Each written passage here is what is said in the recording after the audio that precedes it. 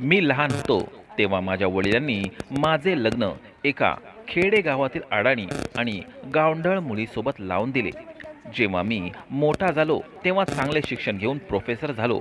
माझ्या वडिलांचा मृत्यू झाला तरीही मी तिला माझ्या घरी कधीच आणले नाही आणि मी एका सुंदर आणि शिकलेल्या मुलीसोबत दुसरे लग्न केले. परंतु 1 वर्षाने तिचा मृत्यू झाला. सगळे नातेवाईक म्हणू लागले की माझी पहिली बायको वेडी झाली आहे.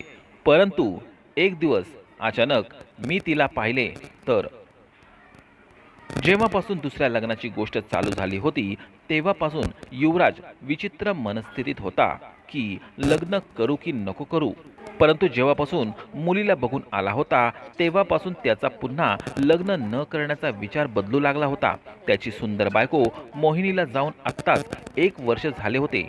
तेव्हा तर त्याने दृढ निश्चय केला होता की आपली बायको मोहिनीची जागा तो कोणालाच देणार नाही. परंतु काल ज्या मुलीला तो पाहून आला होता तिची सुंदरता पाहून त्याचा दृढ निश्चय डगमग करू लागला.